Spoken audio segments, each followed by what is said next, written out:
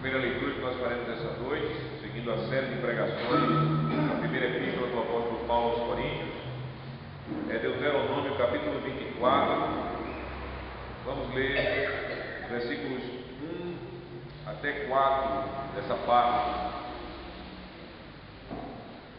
Diz assim o Senhor: se um homem tomar uma mulher e se casar com ela, e se ela não for agradável aos seus olhos, por ter ele achado coisa indecente nela, e se ele lhe lavrar um termo de divórcio e lhe o der na mão, e a despedir de casa, e se ela, saindo da sua casa, for e se casar com outro homem, se este a aborrecer e lhe lavrar termo de divórcio e lhe o der na mão, e a despedir da sua casa, ou se este último homem que a tomou para si por mulher vier a morrer, então seu primeiro marido que a despediu não poderá tornar a desposá-la para que seja sua mulher, depois que foi contaminada, pois é abominação perante o Senhor. Assim não farás pecar a terra que o Senhor teu Deus te dá por herança. Vamos agora para outra parte da Sagrada Escritura, Mateus capítulo 19.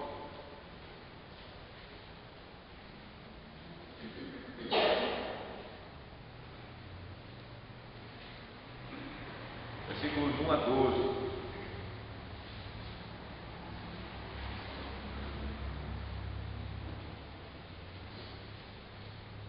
Mateus 19, 1 a 12.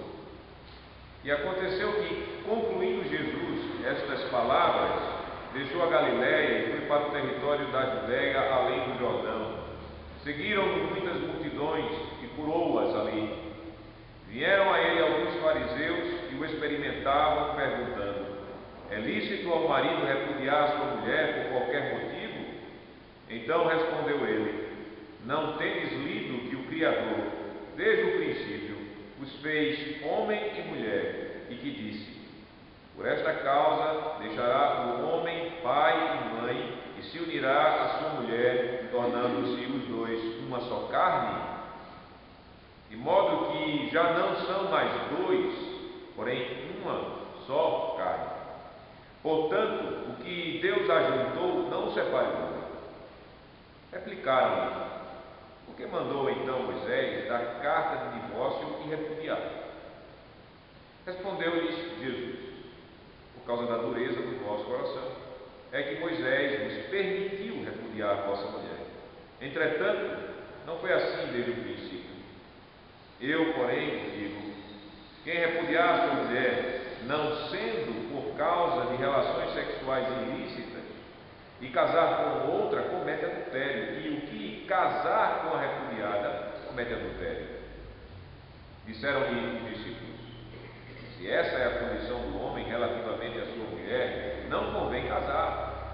Jesus, porém, lhes respondeu: nem todos são aptos para receber este ensino, mas apenas aqueles a quem é dado. Porque há eunucos de nascença, há outros a quem os homens fizeram tais, e há outros que a si mesmos se fizeram eunucos, por causa do reino dos céus. Quem é apto para o admitir, admita. Vamos agora para outra parte da Sagrada Escritura. Vamos para agora o texto da nossa pregação, primeira epístola do apóstolo Paulo aos Coríntios, capítulo 7.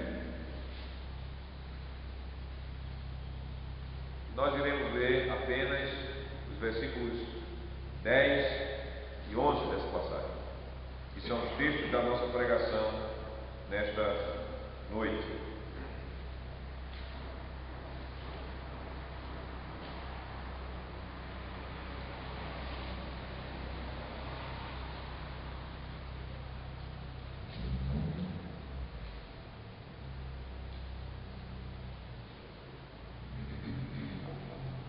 Diz assim o Senhor: ora, aos casados ordeno, não eu, mas o Senhor, que a mulher não se separe do marido. Se, porém, ela vier a separar-se, que não se case ou que se reconcilie com seu marido, e que o marido não se aparte de sua mulher. Esse é o texto da nossa pregação desta noite. Amada congregação de nosso Senhor Jesus Cristo, o divórcio é um mal que acontece na sociedade,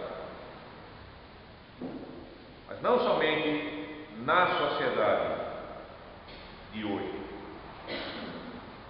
Nos dias de Jesus e nos dias do apóstolo Paulo, o divórcio era praticado também de modo muito vulgar, de modo muito popular. No judaísmo, a esposa ela podia ser repudiada se apenas, para termos uma ideia, o corpo dela, na noite de núpcias, não agradasse o seu marido. Pronto. O homem, ele emitiria uma carta de divórcio e se livraria da esposa dele. E as leis civis da sociedade de Corinto também davam o direito ao divórcio aos homens, mas não somente aos homens, mas também às mulheres. O cidadão ele precisava apenas dizer: quero o divórcio, e pronto, a separação já tinha motivo para ser feita. Essa situação não parece com a situação dos nossos dias? Sim, meus amados irmãos, o recurso do divórcio era um mal usado nas sociedades antigas também, não é algo de hoje, é uma prática má antiga. E a igreja ela não estava fora do alcance desse mal. Ora, se o divórcio ele não fosse um mal que atingisse os crentes também, então qual o motivo da instrução do Senhor por Moisés para a igreja do Antigo Testamento? Qual o motivo da instrução e a pergunta que era feita pelos fariseus a Jesus no tempo dele? E qual o motivo para que o apóstolo Paulo ele desse a instrução que nós acabamos de ler na primeira carta, na primeira epístola do apóstolo aos Coríntios? Se o divórcio não fosse uma coisa que estivesse entrando dentro da igreja e que estivesse sendo praticado até mesmo dentro da igreja. Uma visão de que o divórcio ele não acontece dentro da igreja é desconhecer o que a Escritura diz, é não querer reconhecer o que a realidade da vida cristã nos mostra em nossa experiência como crentes. Os crentes, eles não estão imunes, isolados, inatingíveis a separações conjugais. É um erro pensarmos nisso, é infantilidade pensarmos nisso, é desconhecermos a Escritura e não reconhecermos a experiência, achar que crentes não podem cair no divórcio. Se quando nós lemos a Escritura, nós podemos reconhecer que, apesar da Escritura ela tratar muito pouco sobre o divórcio, o pouco que ela trata é suficiente para entendermos o ensino de Deus para os casais. E esse ensino de Deus eu proclamo a vocês no seguinte tema: não se separem e permaneçam unidos no santo matrimônio. Isso é o tema da nossa pregação nesta noite. não se separem e permaneçam unidos no santo matrimônio. Amados irmãos e irmãs, a instrução do apóstolo Paulo foi para aqueles que estão casados. Versículo de número 10, ele diz: ora, aos casados ordeno. Primeiramente, aos casais formados por crentes. As duas partes crentes, que nós encontramos o mandamento no versículo de número 10 e 11, e depois para os casais que estão divididos pela fé, que nós encontramos nos versículos de 12 até o versículo 16, e que esperamos tratar na próxima pregação, se assim o Senhor Deus quiser. E a instrução do apóstolo Paulo tinha a ver, assim, com o tema divórcio. O apóstolo ele foi consultado acerca do assunto divórcio. Lembrem-se que a carta aos Coríntios são respostas do apóstolo Paulo a questões que foram levadas a ele. E parece que na igreja, uma irmã, ela estava precisando de instrução sobre o divórcio. O apóstolo Paulo, ele estava respondendo a esta pergunta sobre divórcio, que se direcionava a esta irmã com uma ordem muito clara. Versículo 10, versículo 11, ele diz: ordeno, não eu, mas o Senhor, que a mulher não se separe do marido. E no versículo 11, na divisão que nós temos em nosso texto em português, abre parênteses e diz: se, porém, ela vier a separar-se, que não se case ou que se reconcilie com o seu marido. Primeiramente, vamos tratar e entender por que o apóstolo Paulo ele está dizendo que ordeno não eu, mas o Senhor. Ele diz isso porque a ordem não era um mandamento novo, mas foi um mandamento que já fora dado pelo Senhor Jesus Cristo. E por isso, o apóstolo ele começa a exortação dizendo: ora, aos casados ordeno, não eu, mas o Senhor. E o que é que o Senhor ordenou? Ou ordena? Porque o entendimento do apóstolo Paulo é que a palavra de Cristo ela é viva. Ela não é só um livro que está escrito e que deixou para lá e que vai ser falado no tempo passado. Mas Paulo ele está fazendo questão de dizer: o Senhor está ordenando. O que é que o Senhor ordena? Ora, aos casados não eu, mas o Senhor. O Senhor ordenou que a mulher não se separe do marido e que o marido não se separe de sua esposa. Paulo disse que Jesus ordenou isso. Eu acho que vocês lembram do mandamento do Senhor Jesus em Mateus, no capítulo 19, versículo 6, que nós lemos. Jesus ele disse: de modo que já não são mais dois, marido e esposa, porém uma só carne. E Jesus, no mandamento, ele conclui dizendo: portanto, o que Deus ajuntou, não separe o homem. Jesus, assim, ele ordenou aos homens que não separassem o que Deus uniu. O Senhor Jesus, ele ensinou que o casamento é uma união feita por Deus, porque Deus é que uniu homem e mulher, e que essa união feita por Deus, o homem não poderia desfazê-la. Assim, claramente, Jesus ele condenou o divórcio de modo muito forte e contundente.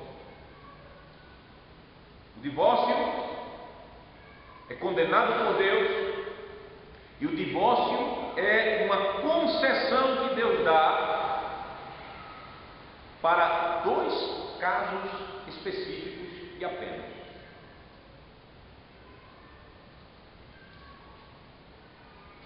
Novamente pensando no que Jesus falou, Jesus ele nos lembrou o que diz a lei.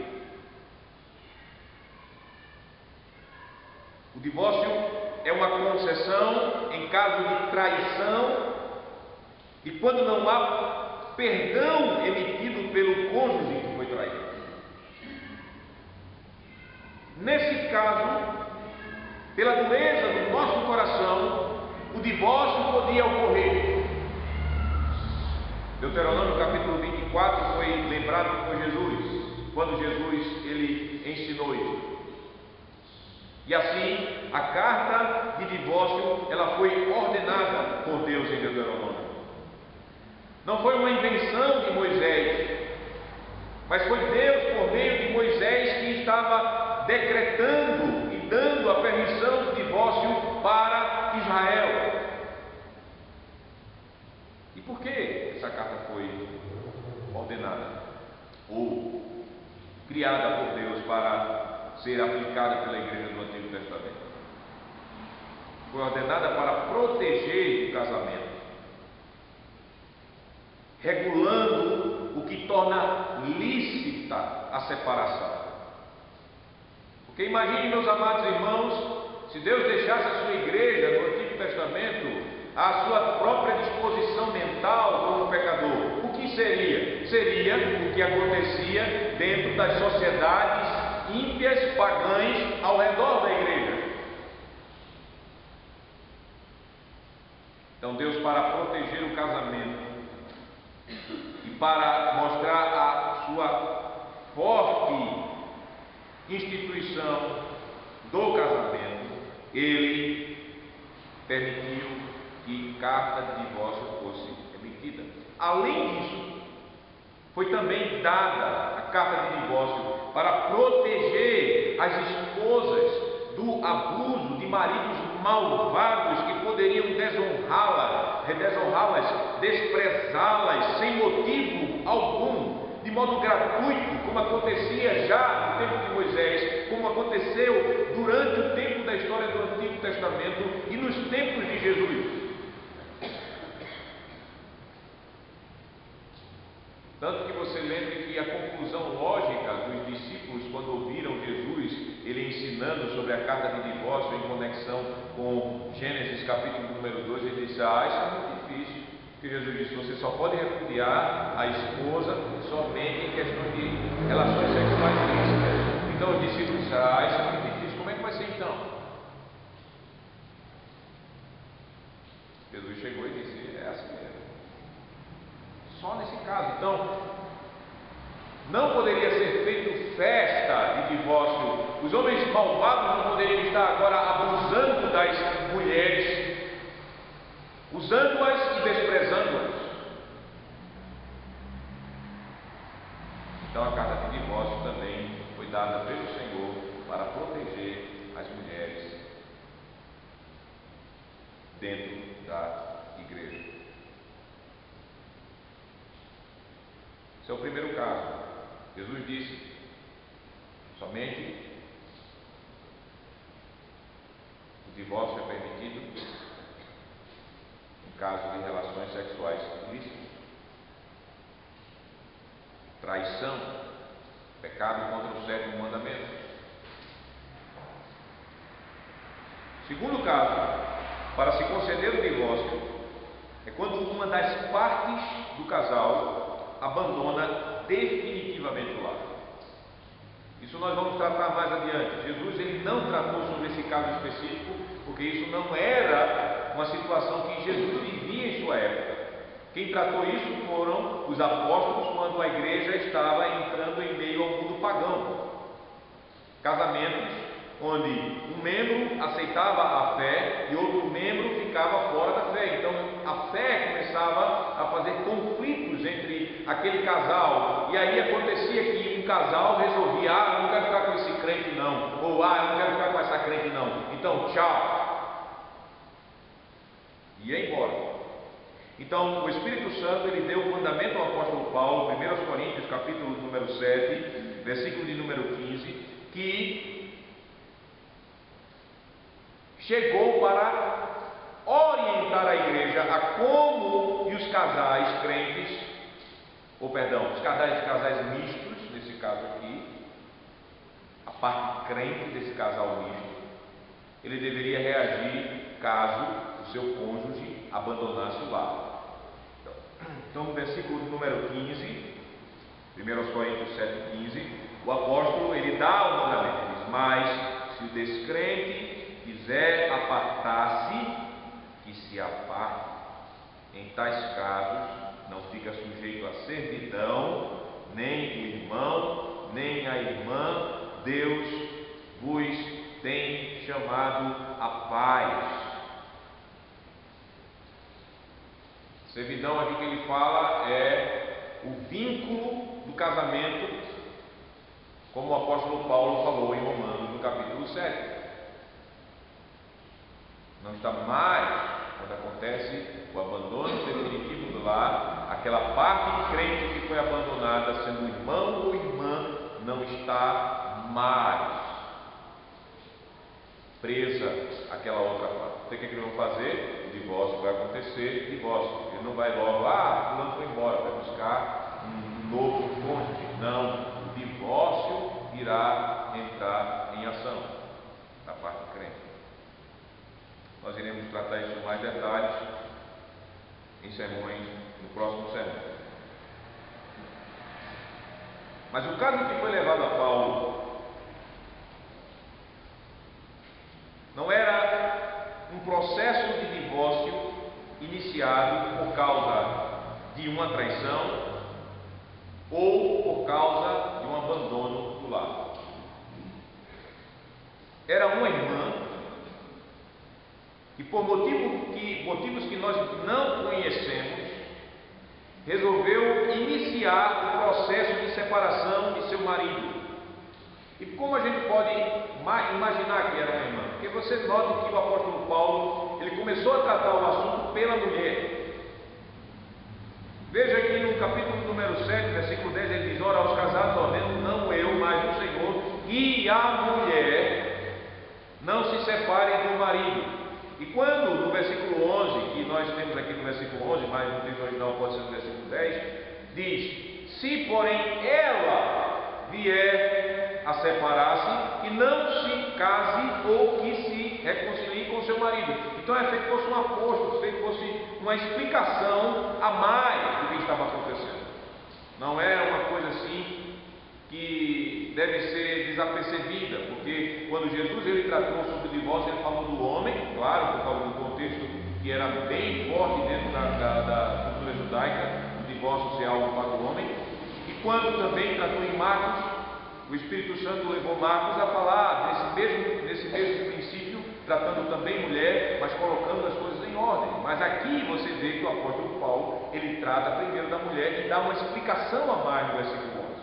Então, dá a entender a nós que ele está tratando de um caso específico de uma irmã que estava iniciando um processo de separação, de divórcio, ou já tinha iniciado, sem motivos lícitos,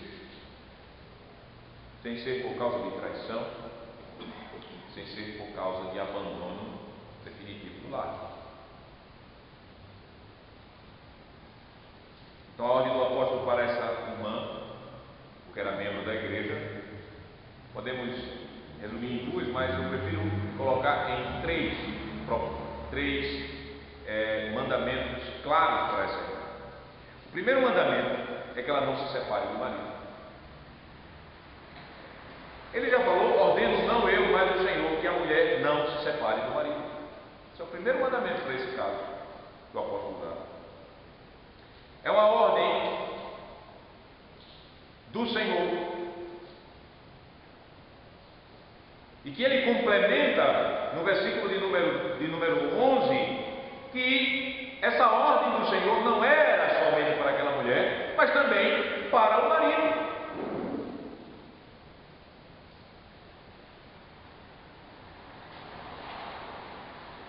Não há direitos iguais. Não há direitos iguais. Mas há deveres iguais no casamento. Quanto ao divórcio. Nem ele, nem ela devem separar-se. Deveres iguais. Nem ele, nem ela devem se divorciar. Esse é o primeiro mandamento, não se separe. O segundo mandamento que o apóstolo diz, nesse caso específico, é: se a irmã buscar a separação, um segundo casamento é proibido. Versículo número 11: se, porém, ela vier a separar-se e não se case.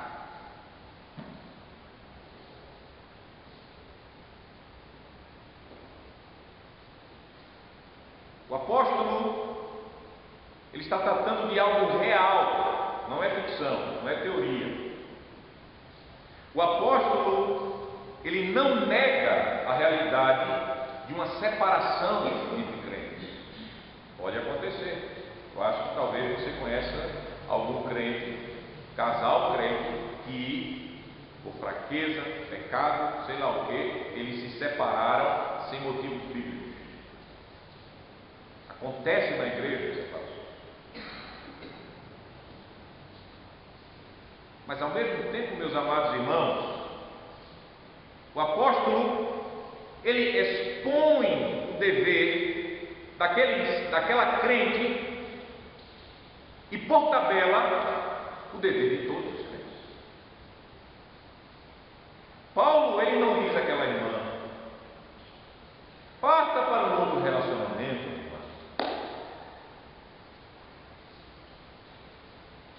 Não deu certo? Então, acabe seu casamento. Parece que Paulo não era desses pastores modernos, terapeutas destruidores do lar, que estavam e que estão atuando na igreja moderna. O apóstolo Paulo, ele reconhece: tá certo, se ela se separou, ela não está livre para um novo casamento. Se nessas situações ela iniciou o processo de divórcio do marido dela, ela não está com permissão para se casar. Pelo contrário, o apóstolo, pelo Espírito Santo, ele proíbe um novo relacionamento, um novo casamento para aquela irmã. Por quê?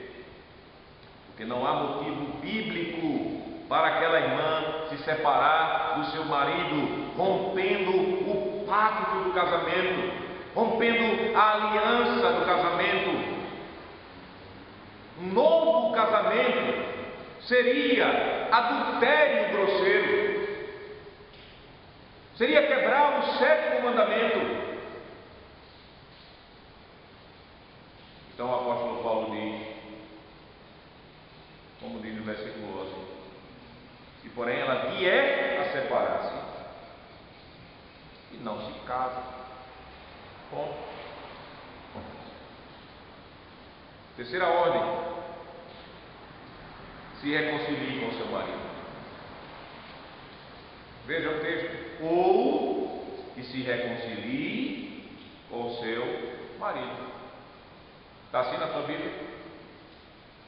Se reconcilie com seu marido, versículo 11. Parece que nesse caso específico, a mulher, ela tinha iniciado a ofensa e o processo de divórcio. Por quê? Porque Paulo, ele ordenou que ela se reconcilie com seu esposo. Ele diz ela, ou, no caso, ela vier a separar-se e não se case, ou ela, subentende-se, que se reconcilie com seu marido. E por que nós podemos entender que foi ela, nesse caso específico, que deu início à ofensa e ao processo de separação. Porque Paulo, ele usando a pena que o Espírito Santo, a palavra que o apóstolo Paulo, pelo Espírito Santo, ele escreveu com a pena que ele usava para escrever a carta aos Coríntios, foi um verbo que é usado em relação a uma pessoa culpada e nunca a uma pessoa inocente, em caso de uma quebra de aliança. Por exemplo, em relação a Deus, nunca nós vamos encontrar na Escritura que Deus ele se reconciliou conosco, mas que Deus nos reconciliou com Ele. A parte ofensora somos nós e não Deus. Fomos nós que quebramos o pacto com Deus. O que nós encontramos no Evangelho é que Deus, em Cristo, nos reconciliou com Ele. Nós não tínhamos condições de nos reconciliar com Deus, mas Deus, Ele riquíssimo em misericórdia e amor, nos deu Jesus. Então, por meio de Jesus Cristo, é que nós somos reconciliados com Deus. Então, esse verbo usado pelo apóstolo, reconciliar, ele nunca é aplicado em relação à parte inocente. Ele é aplicado em relação à parte ofensora. Por isso que o apóstolo Paulo ele nos dá a entender que a irmã era a ofensora e que por causa disso ele ordena a essa irmã que se reconcilie com seu esposo.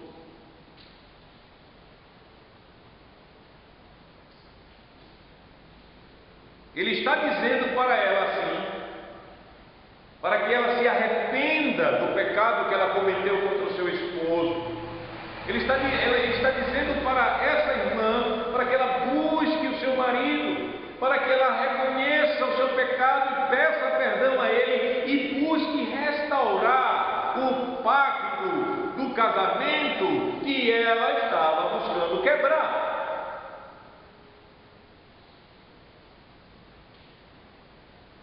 Isso é a ordem do apóstolo.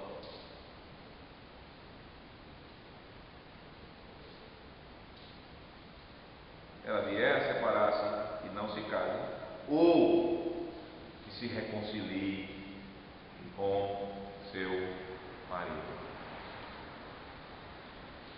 Concluindo, meus irmãos.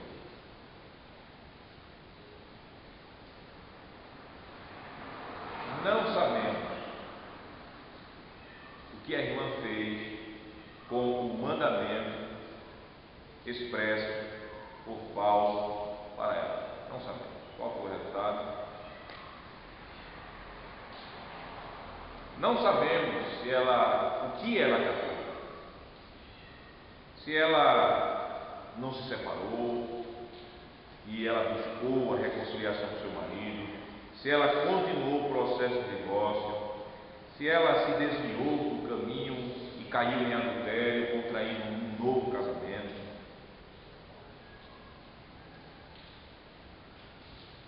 Nós podemos imaginar, com um julgamento de misericórdia, que um crente humilde, um crente cheio do Espírito Santo, ele buscaria diante desse mandamento a reconciliação e não a separação, e não fazer outra coisa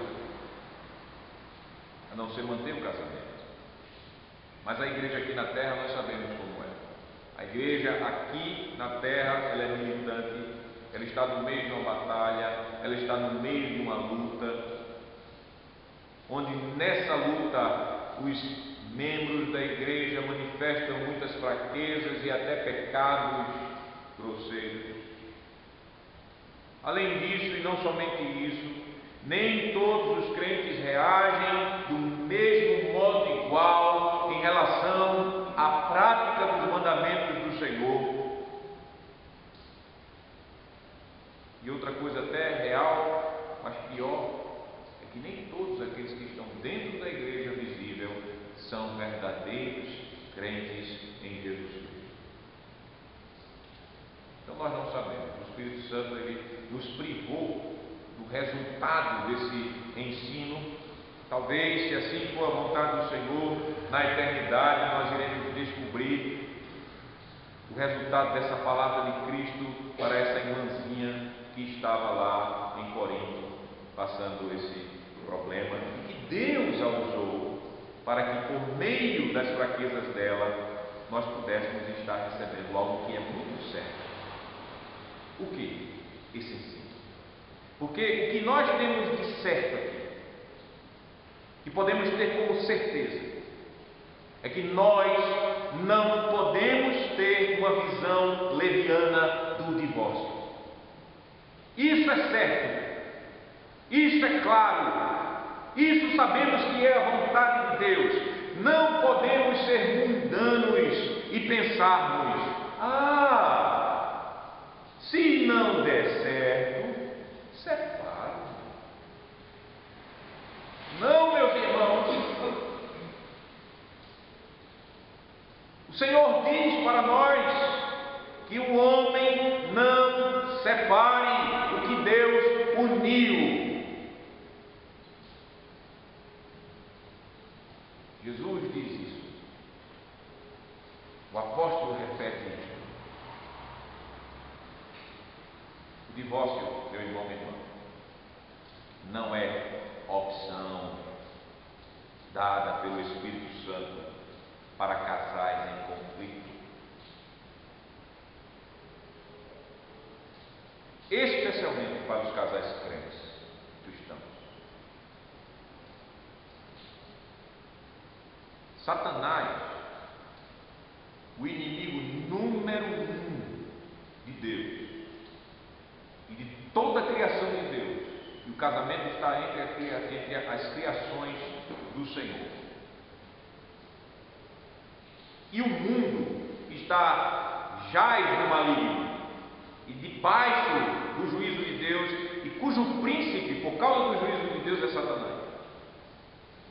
Satanás e o mundo desejam, anseiam que a igreja do Senhor, você, marido e esposa, os jovens da igreja, se conformem suas mentes, dê a forma às suas mentes da filosofia e da cultura de um casamento descartável.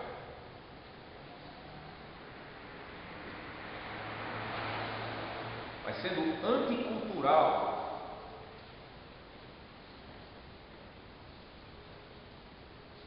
Eu declaro em nome do Senhor: casamento não é descartável.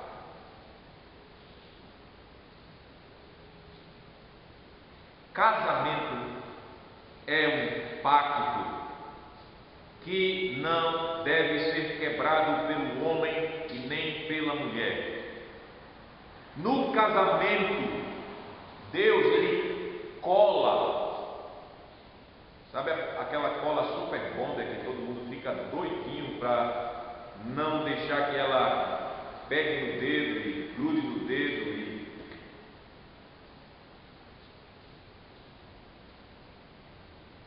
Quando o Senhor Deus ele falou a Moisés lá em Gênesis capítulo 2 que quando o homem deixa pai e mãe, ele se une à sua esposa, o Senhor ele usa um verbo lá que significa colar. Não é só uma união, mas é colar. Então você pega e cola duas folhas de papel com aquela cola de madeira, e você cola, depois você quer tirar, você não consegue tirar, a não ser com muita nem com muito cuidado, você vai rasgar as folhas, elas não vão ser iguais. Então a palavra que Deus ele usa ali em Gênesis é uma palavra que dá essa ideia, não é só unir, mas é colar de modo que não pode ser separado.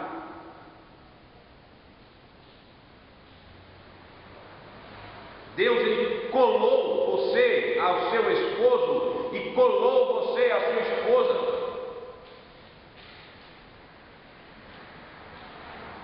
De modo que nós, quando nos casamos, nos tornamos uma só carne.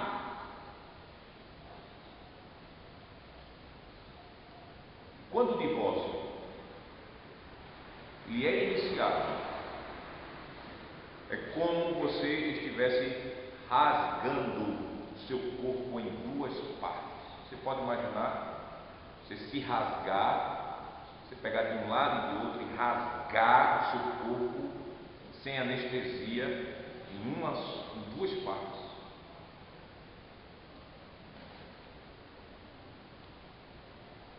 Por isso, quem teve a infelicidade de testemunhar ou de sofrer um processo de divórcio pode ver tanta dor para as partes envolvidas em um divórcio. Dor, porque rasgar-se é algo que dói. Pecado dói. E divórcio sempre será pecado, pelo menos de uma parte.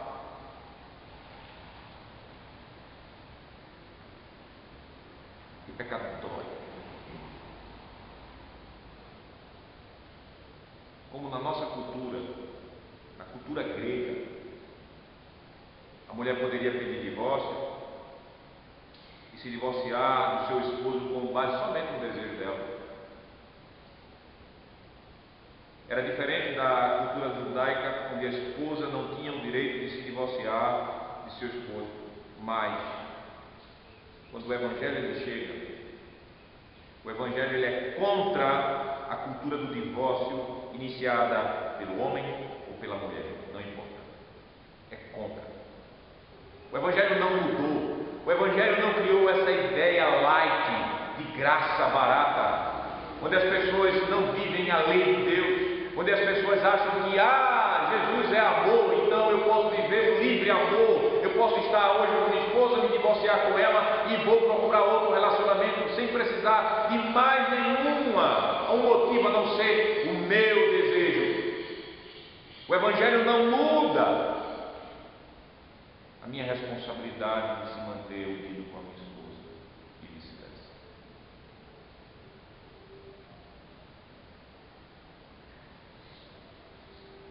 O mandamento é que a mulher não se separe do marido e que o marido não se aparte de sua mulher. Até nossas crianças podem entender.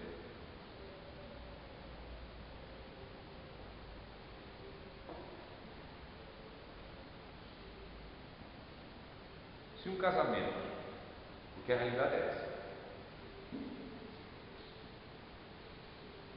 a realidade dos crentes, se você for ver, tem casamentos dentro da igreja que são sustentados somente pelos filhos. Os maridos e as esposas parece que ficam contando, chegar até o final da idade, quando fulana ou fulano sair de casa, tchau, viu? Tem casamentos que são tão deteriorados que um fica olhando, orando, Senhor, me leva logo para o céu, porque sabe que lá, quando chegar no céu, não vai haver casamento e aí a separação vai acontecer, porque até que a morte nos separe. Tem casamentos que estão se deteriorando em suas bases.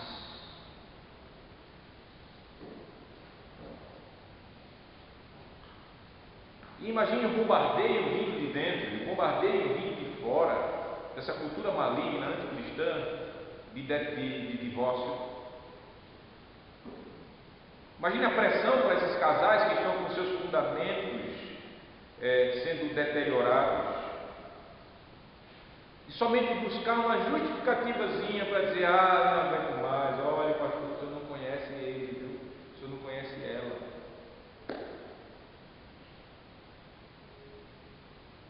Quero dizer a você, meu irmão, minha irmã, olhe para Cristo, ouça o Evangelho de Cristo. O Evangelho de Cristo diz para você que você não deve olhar para o casamento, para o divórcio como uma opção para sanar os seus problemas entre você e sua esposa, entre seu esposo e você. Imagine, meu irmão, minha irmã, quando nós estamos doentes, nós não pensamos em nos matarmos para curar a nossa doença. Você já viu pessoas pensarem em se matar? Eu estou com a gripe, então peraí, me dá esse remédio 38 para ele. Pá!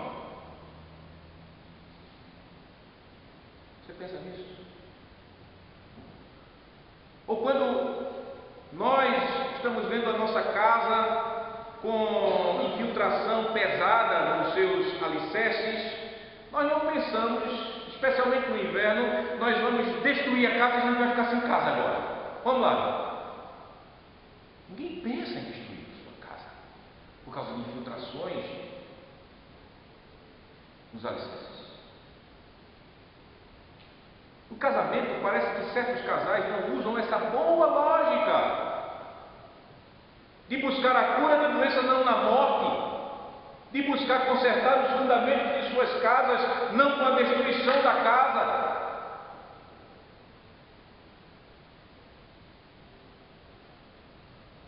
Existem casais, meus amados irmãos, que quando o casamento ele vai mal a pior, eles pensam logo em matar o casamento usando o divórcio. Quando as bases deles estão tão infiltradas por mágoas guardadas há anos, intrigas constantes dentro de casa, pressão por causa das preocupações que são normais dessa vida quebrada, por causa do egoísmo, seja do homem ou seja da mulher. Ah, meus irmãos, vamos destruir esse casamento, vamos procurar uma nova conexão. Bem longe do outro.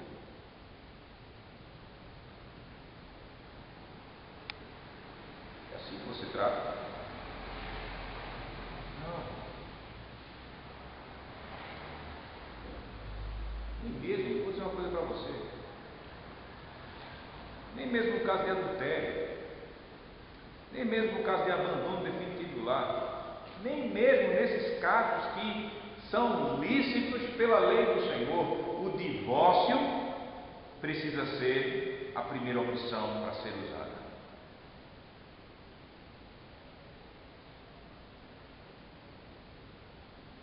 Você tem o perdão. Perdão. Perdão para dar ao seu cônjuge que lhe traiu, que lhe magoou, que lhe feriu. Exercer o mesmo perdão que o Senhor lhe exerce sobre nós como igreja. Quantas vezes nós traímos o Senhor? Quantas vezes nós idolatramos? Sabe o que é idolatria? É adultério espiritual. Quantas vezes nós não confiamos como deveríamos confiar no Senhor, 100% no Senhor? E quantas vezes Ele morreu por você? Ele morreu uma vez só e por toda a eternidade, sabendo que quantas traições você cometeu contra Ele e quantas traições você iria cometer no futuro, porque pecado é traição contra Deus. Mas Ele perdoou. Então, a opção do perdão é a primeira opção para casais que sofreram traição.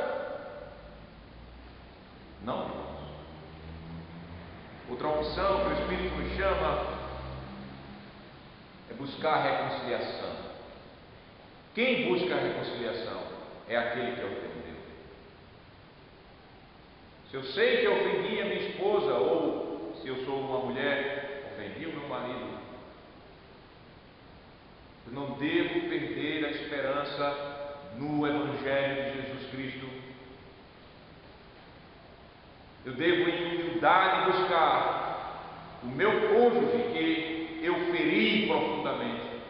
Eu devo chegar para Ele e confessar os meus pecados contra o casamento. Eu devo dizer: eu sou um miserável pecador ou pecadora. Me perdoe, por favor. Me perdoe em Cristo Jesus.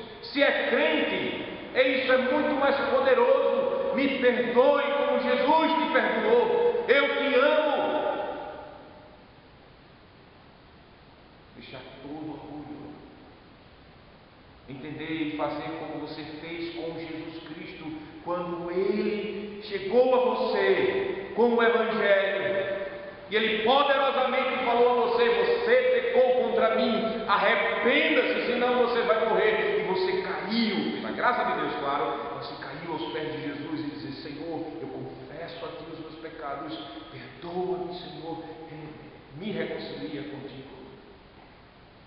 Por que não para com a sua esposa, com o seu esposo?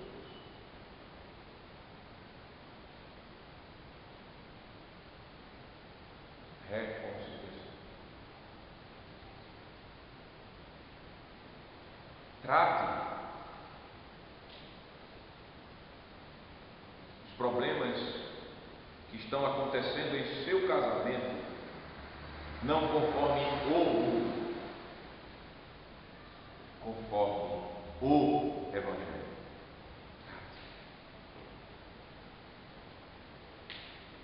Trate com perdão, trate com reconciliação.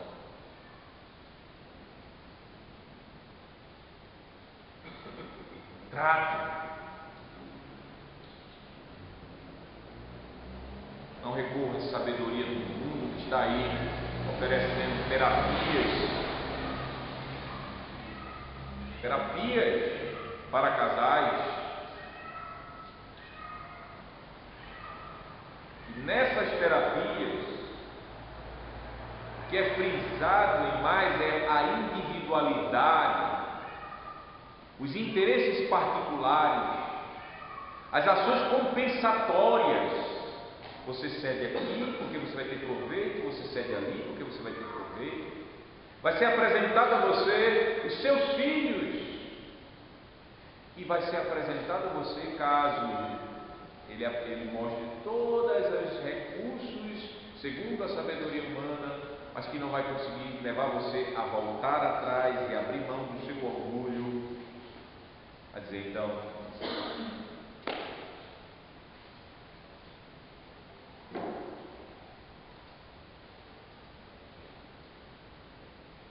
trate os problemas como o poder de Deus, e é o Evangelho. O Evangelho é o poder de Deus, não somente para a salvação de nossas almas, irmãos, para os nossos casamentos.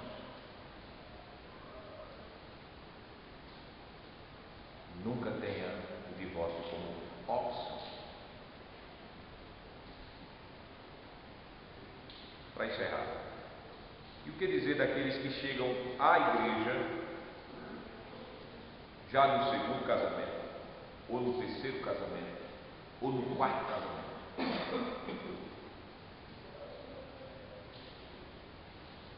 Vamos tratar aqueles que fizeram tudo errado e que podem estar consumidos com culpa.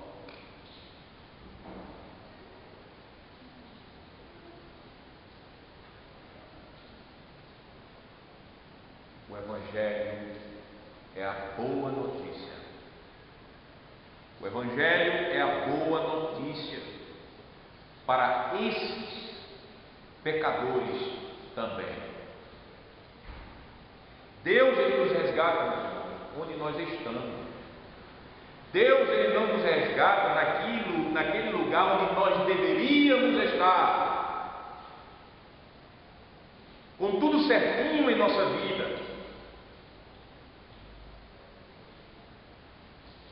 Nós devemos entender e falar para as pessoas que vivem a realidade da vida quebrada pelo pecado, pessoas que tiveram relacionamentos que eles mesmos destruíram ou foram destruídos e ele começou um novo relacionamento todo errado. Nós devemos dizer a eles que há perdão em Jesus Cristo para os pecados que ele cometeu na área matrimonial também.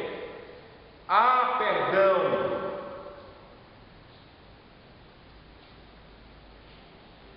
Para quem afundou o seu casamento e não tem como voltar atrás,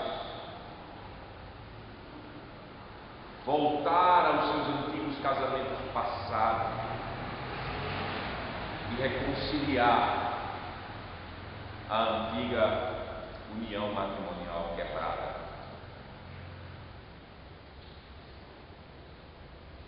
Esses tais que vivem a realidade de um casamento, de vários casamentos quebrados, eles devem ir aos pés de Jesus. Eles devem confessar de coração os seus pecados que levaram os seus casamentos a afundarem. Eles devem rasgar as suas almas diante do Senhor, e eles devem aceitar o perdão de Deus mediante a fé verdadeira em Jesus Cristo, e eles devem assim iniciar uma vida matrimonial, desta vez agora debaixo da palavra de Deus, conforme os mandamentos de Deus, vivendo os seus deveres como marido ou esposa, para assim o Senhor manifestar a sua glória nele, mostrando o poder do Evangelho que restaura o mais vil pecador. Isso é a palavra de Deus para essas pessoas. Esta é a palavra de Deus para nós nesta noite. Não se separem e permaneçam unidos no santo matrimônio. Amém.